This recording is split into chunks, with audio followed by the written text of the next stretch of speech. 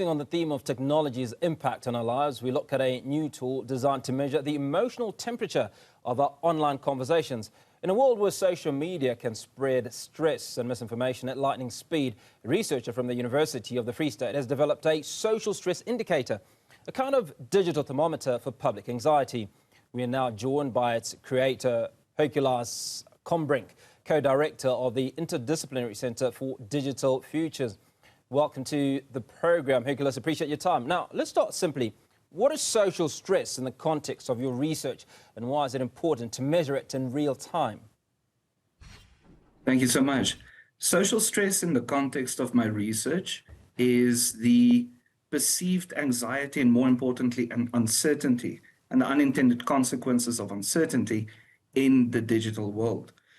And the significance of this in terms of the research that we do is we're trying to find innovative and unique ways to track, measure, monitor, advise, and potentially predict the outcome of social stress and uncertainty. So,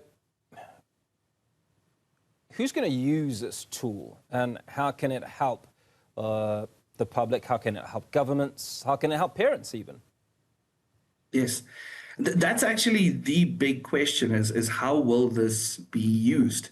At a first glance, it's really innovative and novel for policymakers because you can potentially track indicators like this with other economic indicators, and you can correlate and start trying to find patterns and relationships.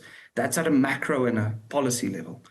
But at an individual level, social stress indicators like this should be pieces of technology built into social media platforms so that if a conversation reaches a certain threshold of social stress, some alarm signal should go off.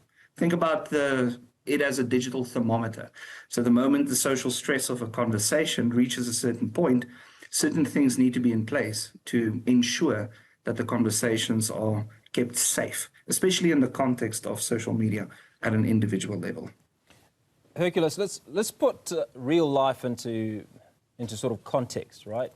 Now, a little while ago, we talked about the former President Jacob Zuma's daughter, Duduzile, going into court in a few days' time because of certain threats around that she's allegedly said to have made or instigated around the July 2021 unrest, right? Now, obviously, one would imagine that if this technology was available at the time and in the build-up to that social unrest, the authorities would have been able to pick up the rise in temperature.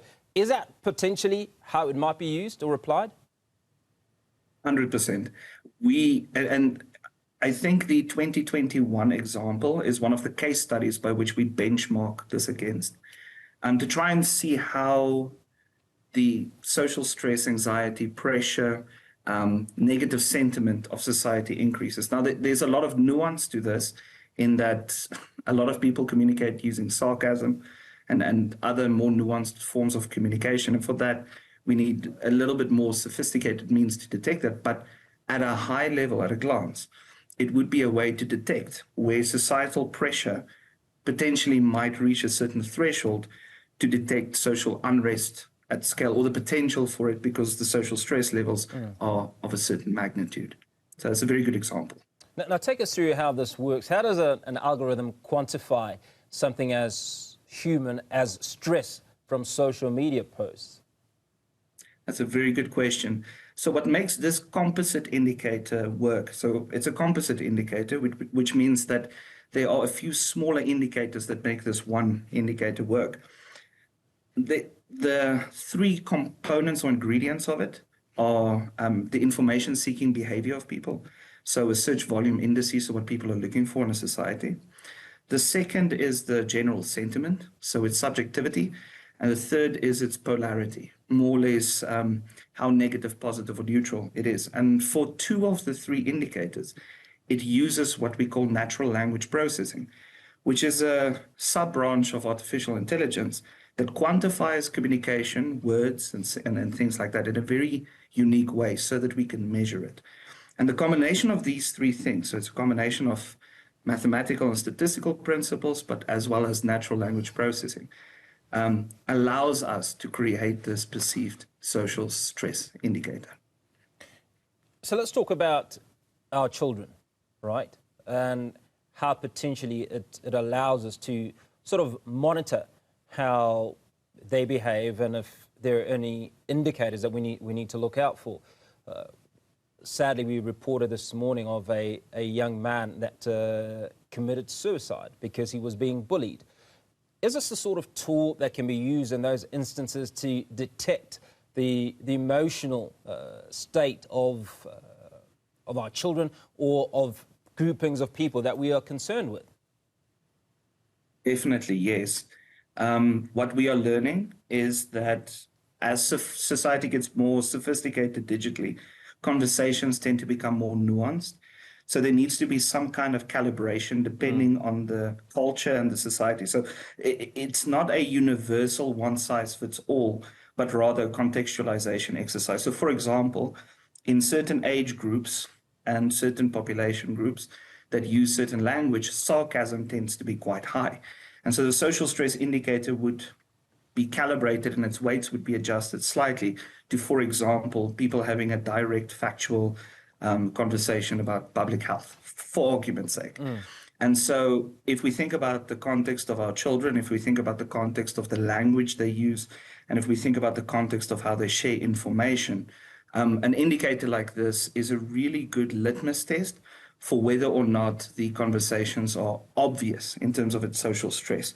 What we are working on actively is to try and find a universal plug-in that could be put into social media platforms so that, given the policies of the platform, there's a certain threshold of what is and is not or should not be tolerated in terms of social stress dialogue. So marginalization tends to be one of those, bullying tends to be one of those. And it's very important that we start thinking about ways of tracking this because it's becoming more and more pervasive throughout society. People aren't just using one social media platform, they're using multiple social media platforms. And as we move to a digital futures, we need to get really good at tracking, monitoring and evaluating, but also acting on these digital signals. So Poppy immediately comes to mind, privacy concerns for individuals, right? How do you work around those? Very, very good question. And I think this is a problem of the time. So at a policy level, no individual information is used. It's really measuring societal stress and more or less what the temperature of the digital dialogue is given a particular topic or set of topics.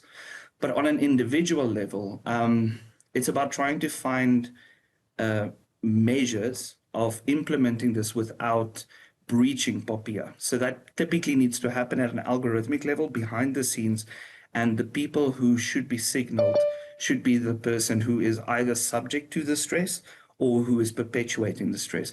I think a bigger question for me is a question of legality and consequence. So if someone is guilty of perpetuating social stress, are there consequences and should there be?